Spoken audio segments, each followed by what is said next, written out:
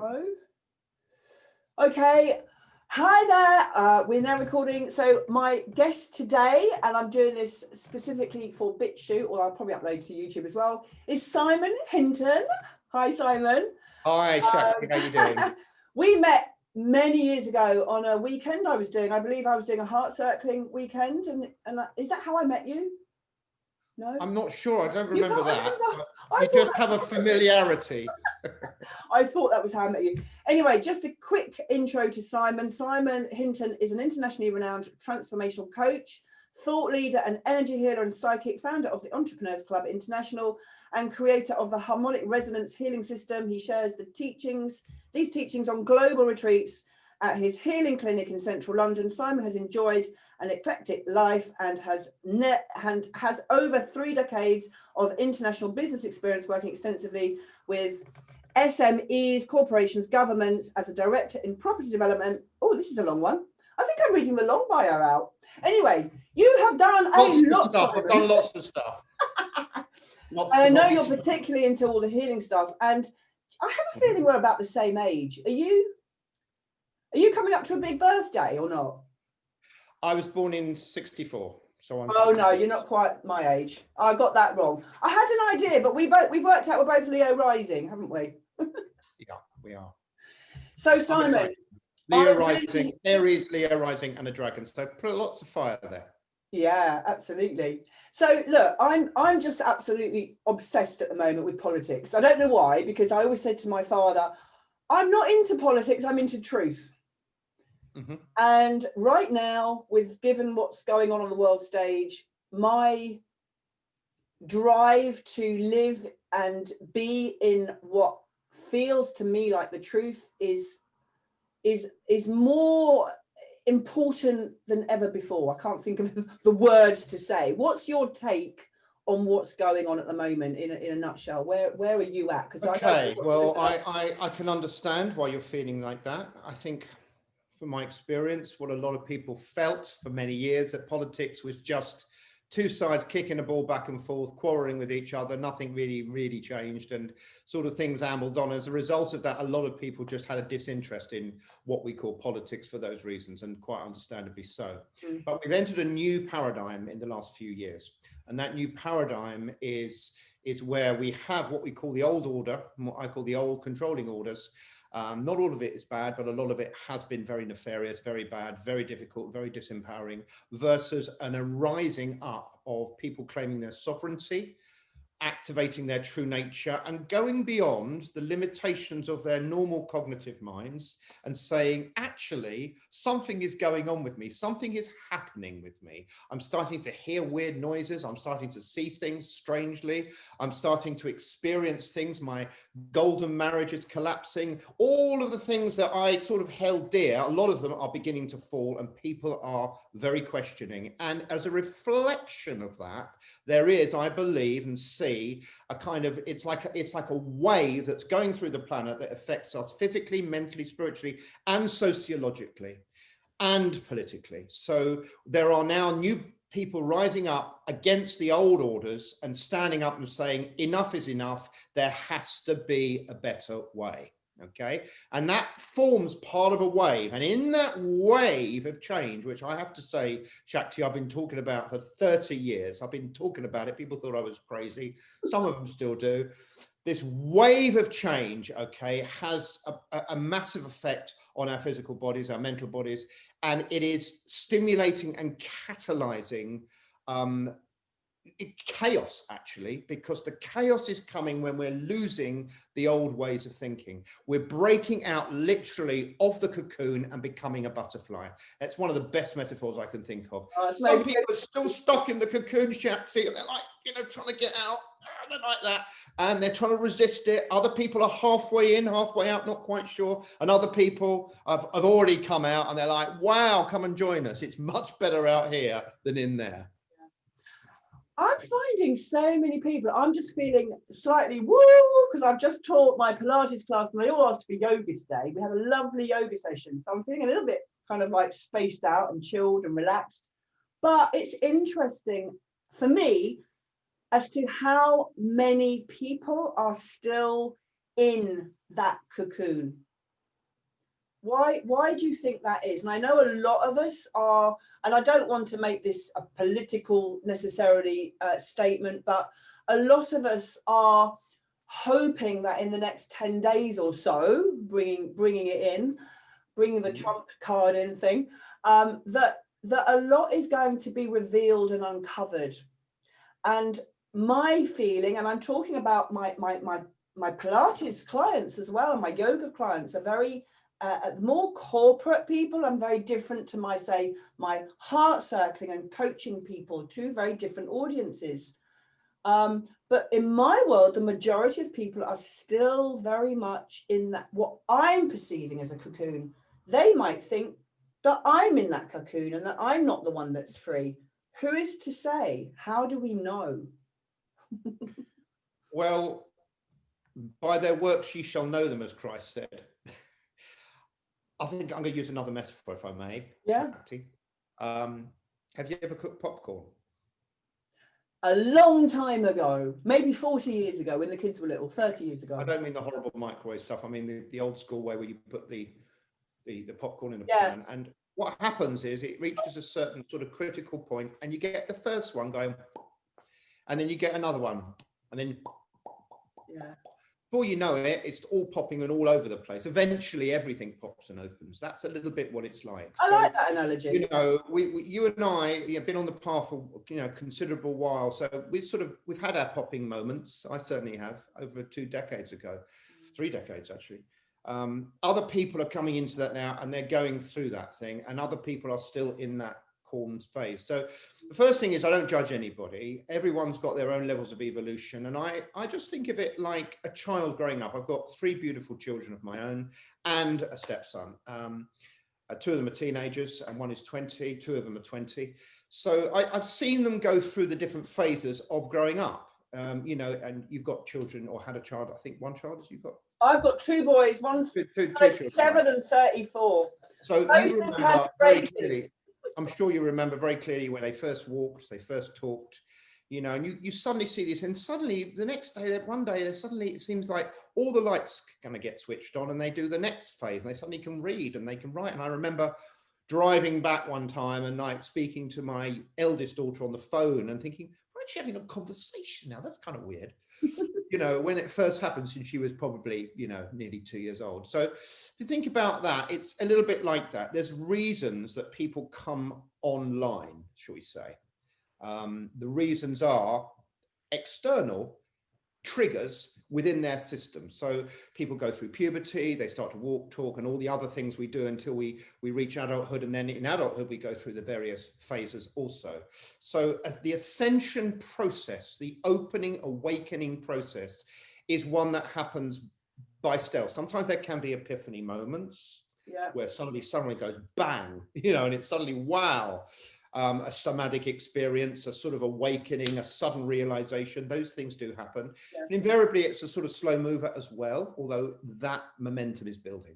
So I would say to you, in response to your question, look, we just have to be patient.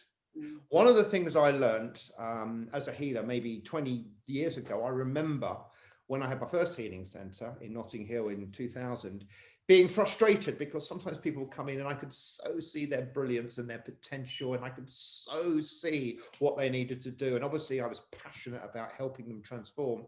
And sometimes, they wouldn't transform at the rate that I wanted, Shakti, and I got disappointed. But I was talked to one of the ladies who taught me actually, and she said, Simon, that's ego. You've got to let go of that stuff. Don't be attached to any of it. Just show up. You're a conduit.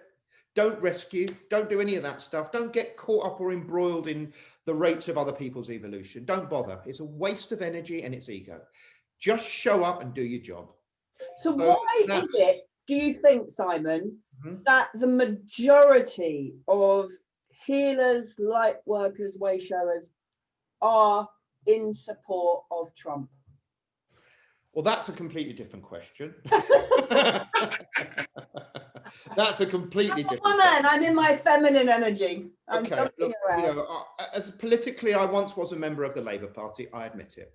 I voted for Labour, I voted Conservative, I voted for the Brexit Party, I voted Independent, I voted across the board because I just think we should vote for who we feel is going to do the best job for the moment. And we know they're all kind of have failings, massive failings actually, but it is what it is, right? I kind of got a good vibe about Trump about 6 years ago when he kind of went for it. And I knew he was somebody with a past, but I want to say to anyone who tries to bring up what happened when he was a philanderer in the 80s, you know, the Apostle Paul used to kill Christians, right? And he saw the light on the road to Damascus and he changed. He was actually called Saul of Tarsus at the time. He changed, he transformed, and he suddenly woke up. And I think that happened to Trump. If you see him and the way he operates, I do feel that he is an awakened being now. And I just think the universe brings people in to do certain jobs. You can't have a fluffy, you know, cotton wool kind of leader to take on the old establishment. You have to have someone with guts, with balls, with drive, and yes, a level of egocentricity, which he clearly has. I mean, take the Second World War, for example. Yeah.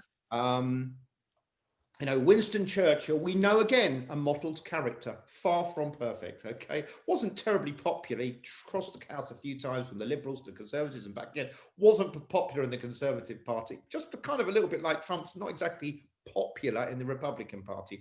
But when the job needed to be done to take on the Axis powers, okay? Who did it?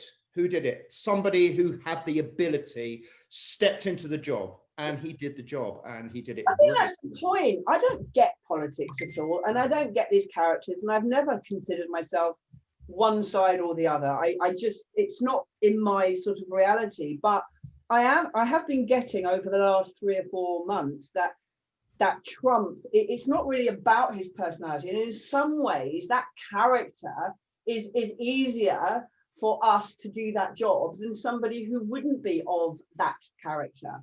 It's a little bit, for me, it's a little bit like, I remember my last partner. I did live with a guy for 5 years after my divorce.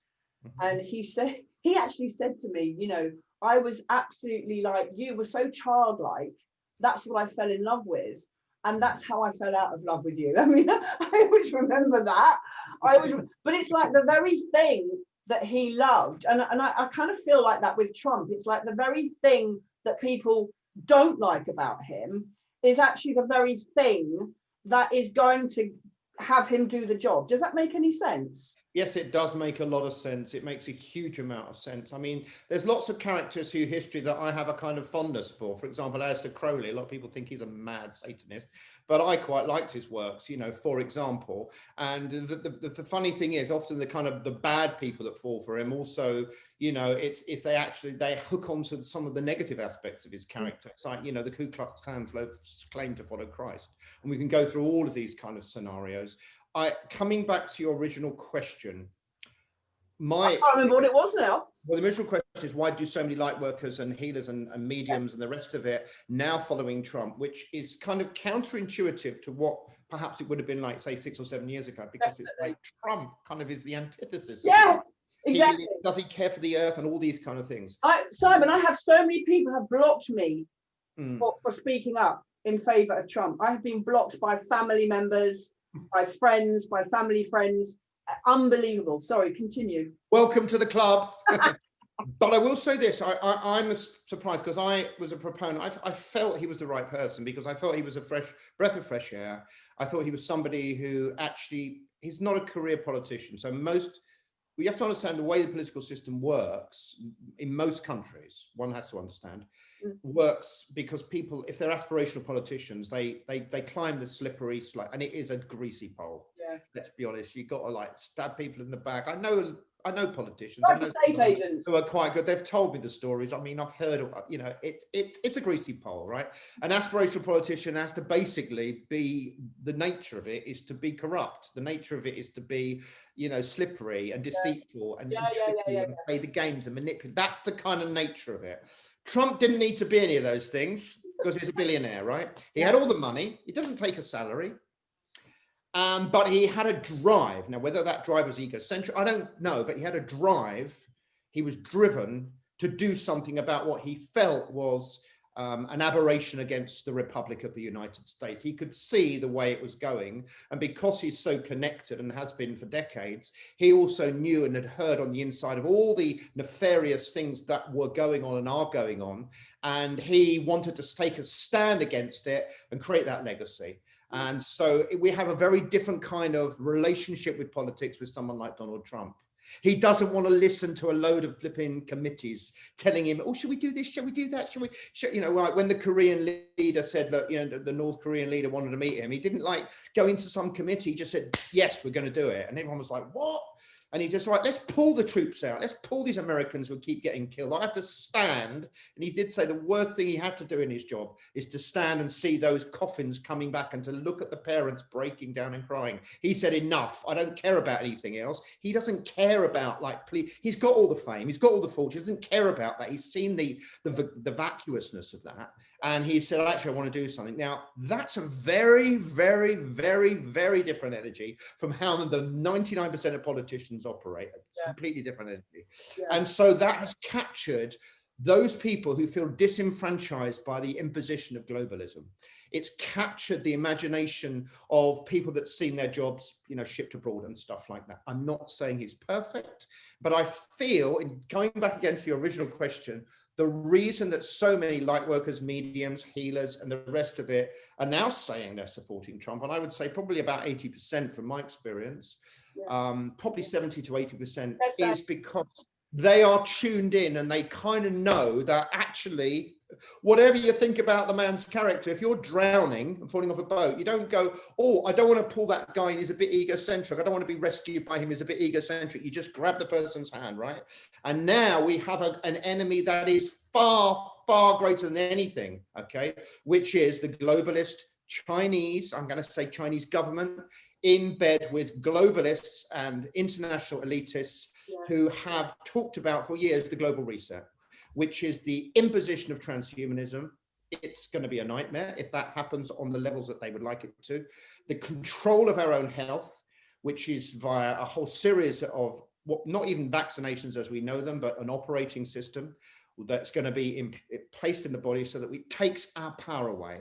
The destruction of small businesses, which we're seeing everywhere at the moment, whether we believe it comes from a good place or not, I don't believe it comes from a good place. The destruction of small businesses, cottage industries, the destruction of normal money so that everything is digital currency. We don't have the opportunity to be in our own personal flow and localized business, etc., etc. That's the enemy, okay? That is the big enemy, and the enemy is a disempowering one. So psychics and intuitives are saying, we can't have that. We can see the future. We don't want that reality. And that's why they're supporting Donald Trump and that mindset. Absolutely. What you said just made me tingle.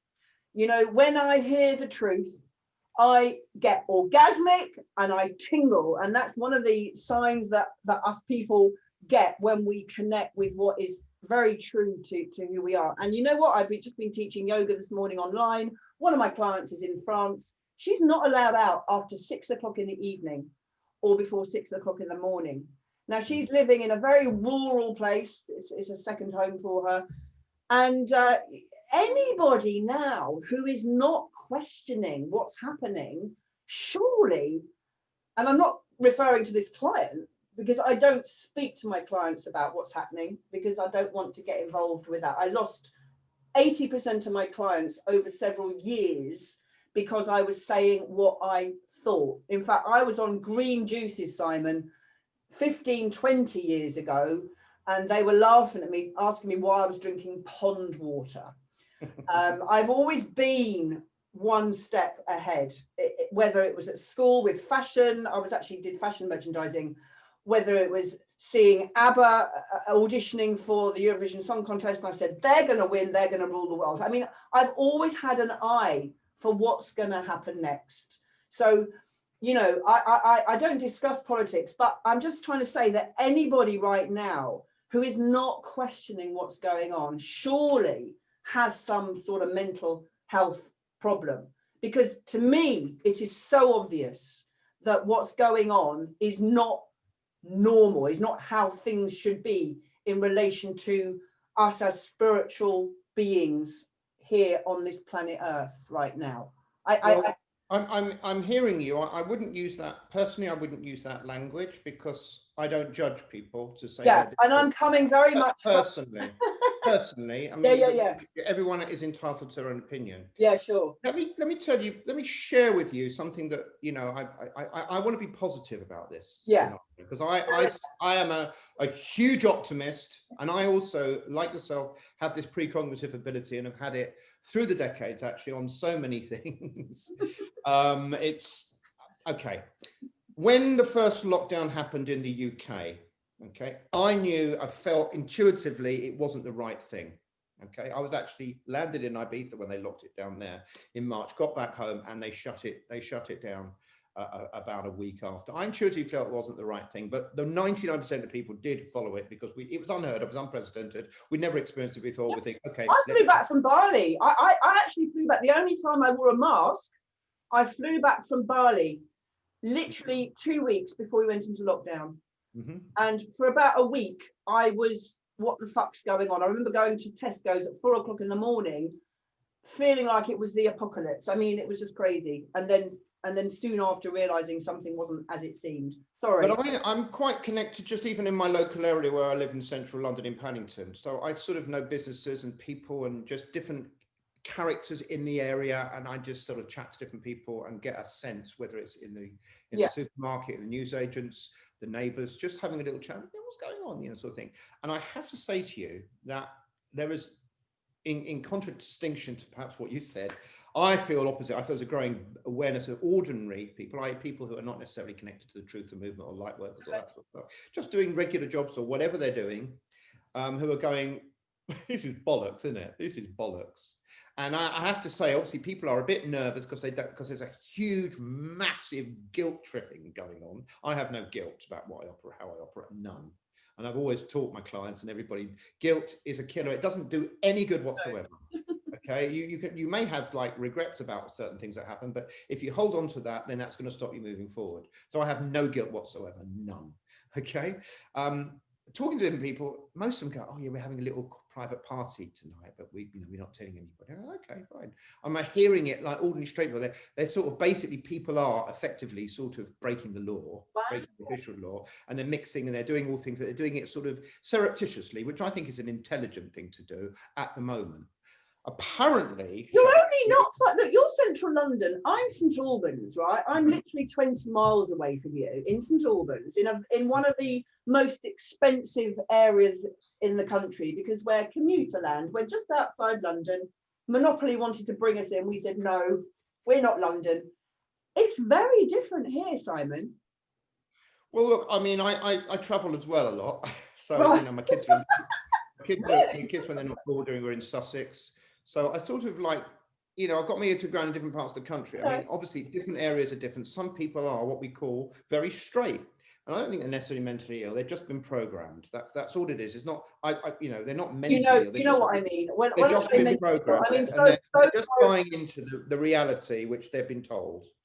And others are waking up. And as things like social media, the reason that there's been such an increase in censorship is because the cat's out the bag, and Facebook and Facebook and Google and YouTube and Instagram and Twitter and the rest of them, they know the power of social media because people are going, wake up. I mean, for me, if you want to go conspiracy theory, the whole Christmas shutdown thing was just classic narcissistic psyops, classic, absolute classic. Promise someone at the last minute take it away, right? And one of the reasons is the families are all going to get together and they're going to start talking. What they're going to do, this is fucking bollocks, this shit. Why are we being shut down? Why are we destroying? Why are suicides up? Why are the COVID figures being clearly manipulated?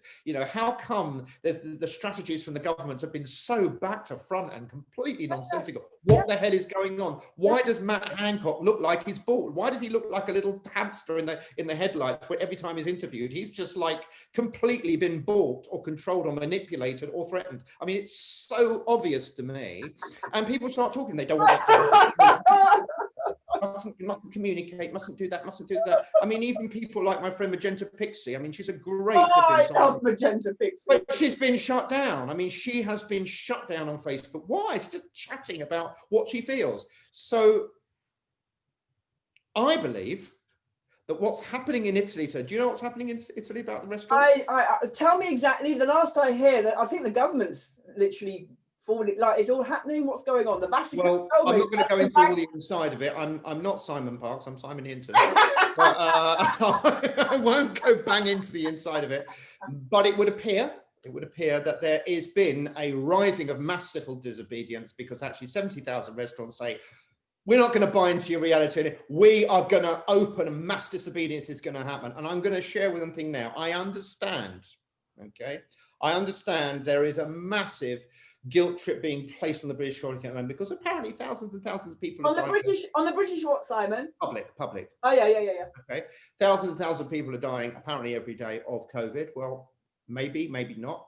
I don't know. 100%. Well, they just upped it to 60 days. If you die, like literally, you could like have anything, couldn't you? And we know that's been going on anyway. We know January and February generally aren't the happiest months in the UK, because people generally are skint after Christmas. It's a bit cold. It's sort of like a bit of a month, but it's sort of like a natural lockdown anyway. People don't do that much in January. So I'm going to share one thing now. If it was like this in like May or June, there would be mass disobedience. People go, had enough. Yeah. We've had enough now. We've done the lockdowns. It's not working. We want to get on with our lives. We want to have a future for our children. I personally, right, if it came to it, I haven't had an airborne disease for 19 years next month. The last time was I took a flight to Sweden in 2002. Okay. So I look after myself. I believe in sovereignty. I have superfoods like yourself every single day. I don't eat solids till about 5 o'clock. I take care. I use energy healing to offset. I'm not saying I sometimes don't feel a bit under the weather, but I can clear it. Okay.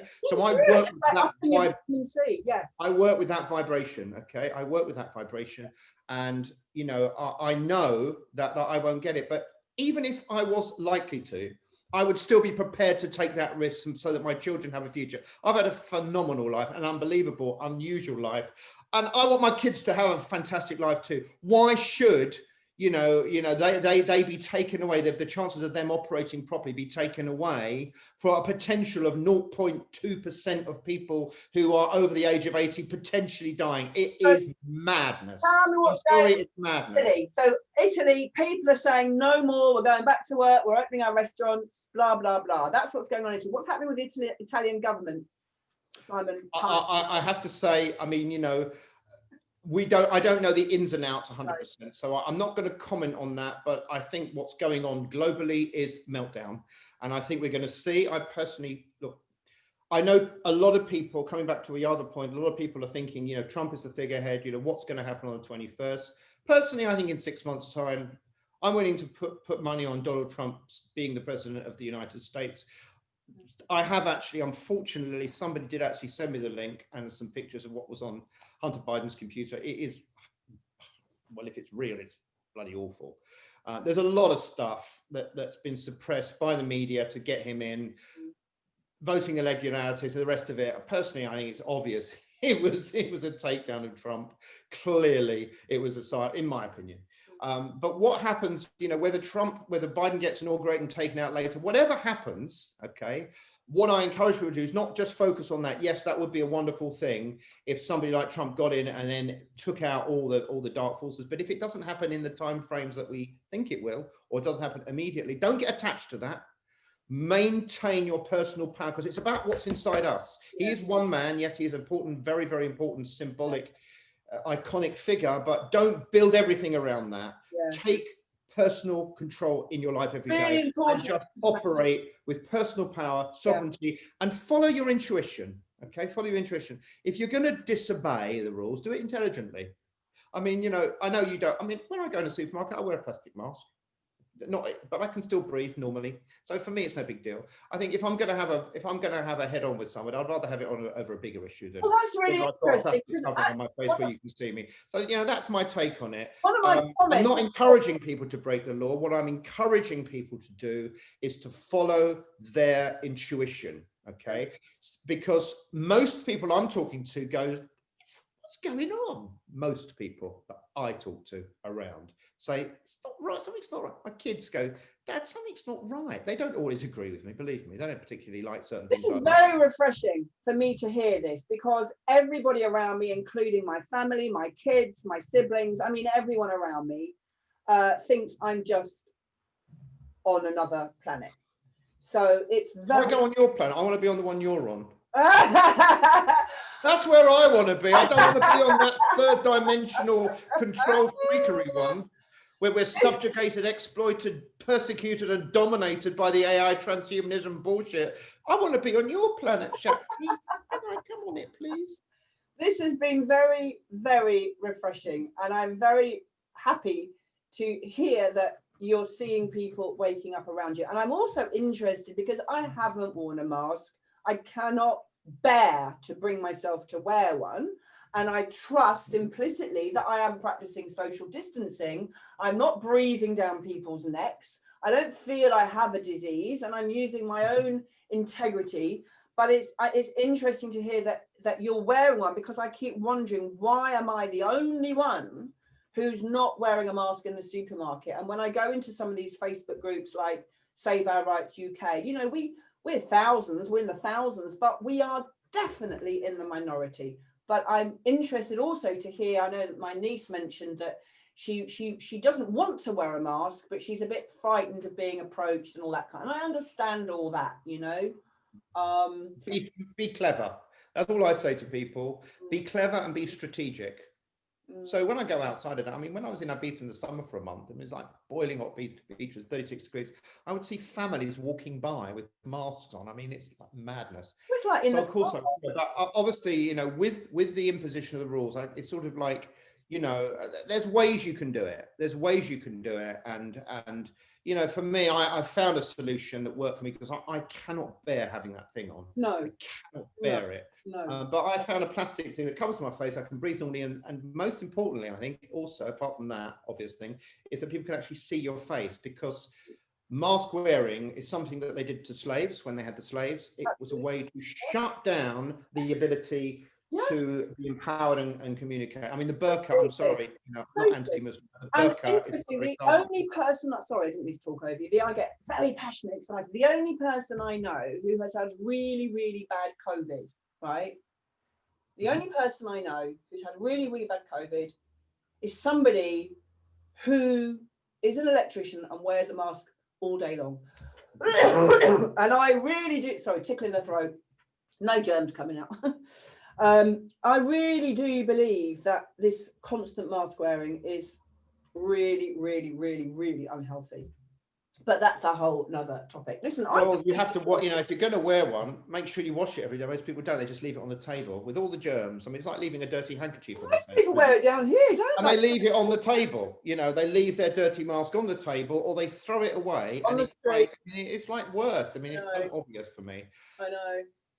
On the subject of the C word, personally, I've dealt with a few clients who've had what they believe is COVID, and I do feel personally that there is a dis-ease that is unusual compared to normal flu. It is a variant of flu, but I say a variant, the symptoms are variants, and I have seen that, and so I do actually think that there probably is, almost certainly is. Well, one of my best friends, although they haven't identified it yet.